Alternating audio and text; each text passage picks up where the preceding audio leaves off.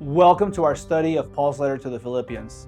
Paul shared a special bond with the church at Philippi. The believers there had helped Paul with their prayers and offerings by sending a friend named Epaphroditus to help him during his first Roman imprisonment.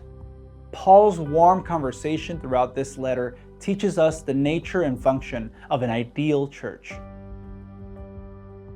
In Acts 16, Luke explains that the Philippian church was founded because of a vision that was given to Paul. In this vision, Paul sees a man who says in verse 9, "Come over to Macedonia and help us." Paul has plans to go into Asia, but this vision makes him change direction and head to Macedonia instead. This change of direction sets a chain of events in motion that eventually leads to the spreading of the gospel in both areas, all led by the Holy Spirit. The planting of the church in Philippi is part of this powerful move of God working through his obedient servant Paul. After Paul leaves Philippi, this new church becomes one of his favorites, as seen in his opening statement in Philippians 1, where he says, "I thank my God in all my remembrance of you, always offering prayer with joy in my every prayer for you all, in view of your participation in the gospel from the first day until now. For I am confident of this very thing, that he who began a good work in you will perfect it until the day of Christ Jesus.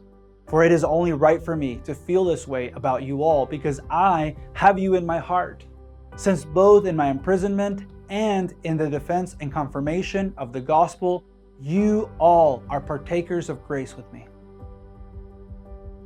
The word that best describes the bond between Paul and the Philippian church is koinonia, meaning fellowship or participation. This type of fellowship is not just about gathering. It is an active fellowship where people care for and share themselves with each other.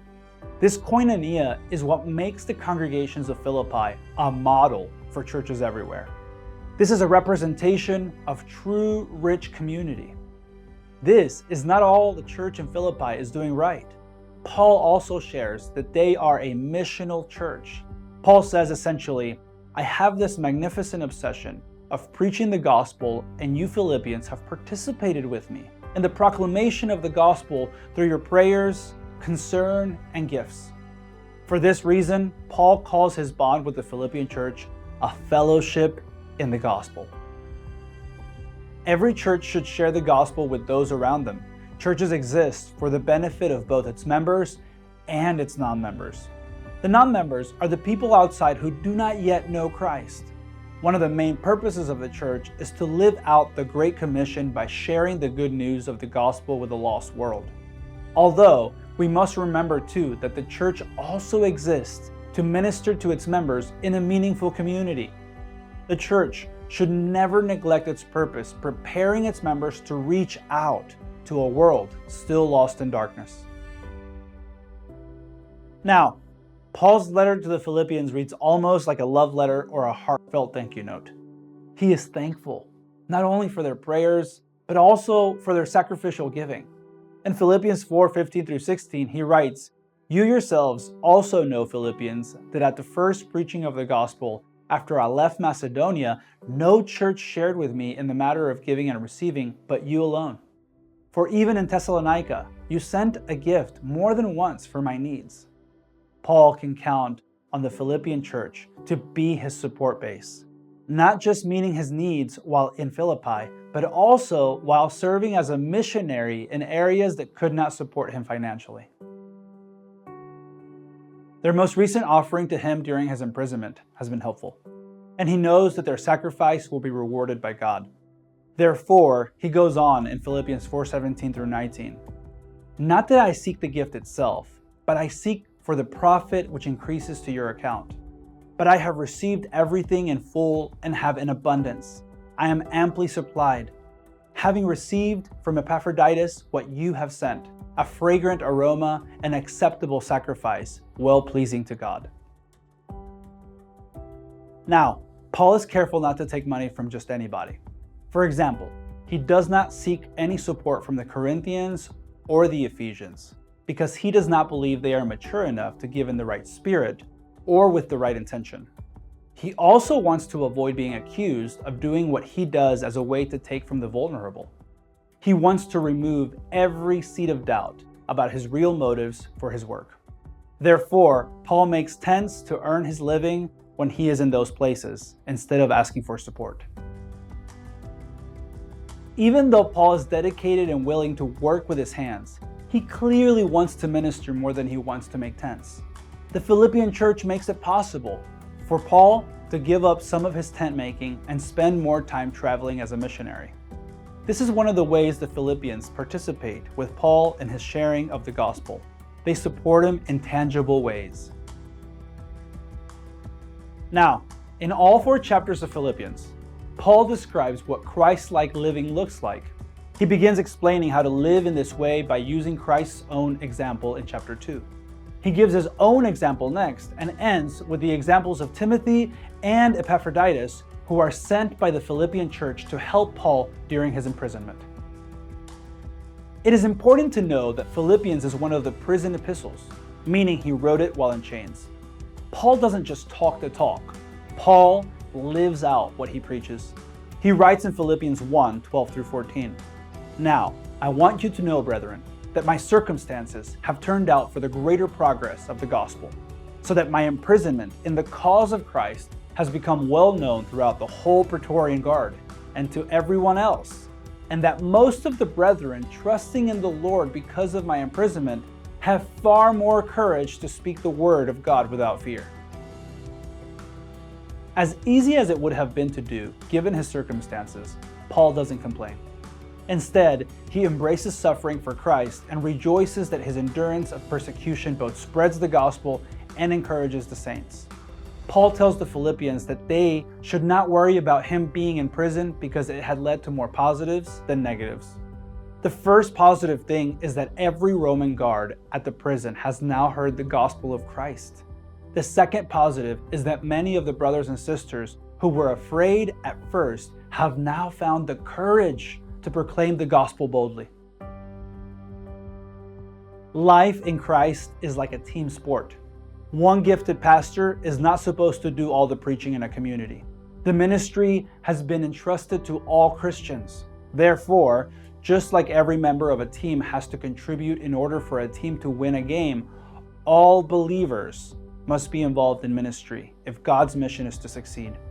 Here, we see that even though Paul is in prison, others who once held back have now started ministering and spreading the gospel even further. Whether in prison or traveling as a missionary, Paul offers himself as a sacrifice in order to lift up Christ and spread the gospel.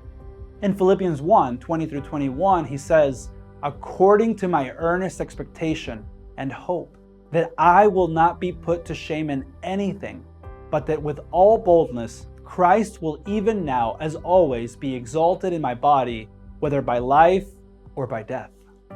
For to me to live is Christ, and to die is gain."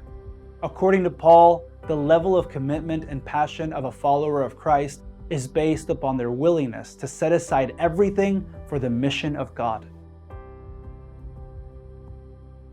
These followers do not even care about their lives as much as they do about the kingdom of God spreading. They are willing to give everything for the sake of Christ. Paul does not even know what will happen to him or where his current imprisonment will lead him. But he chooses peace. He chooses Christ.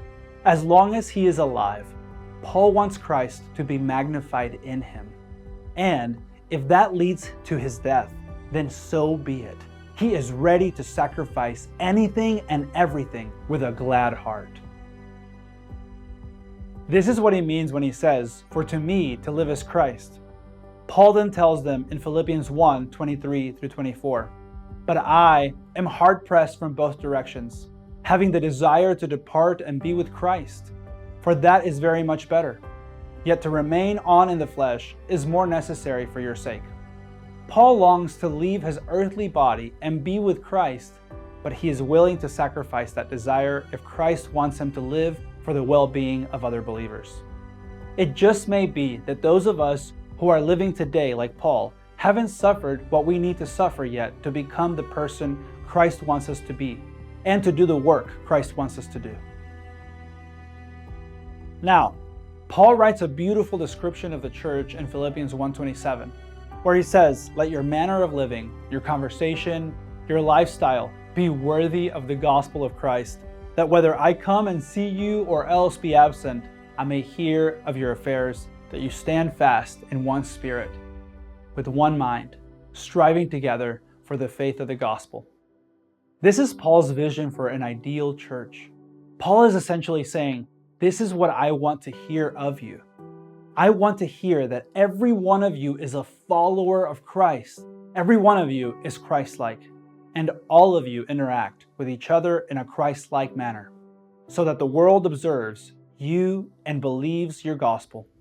That is my model for the ideal church.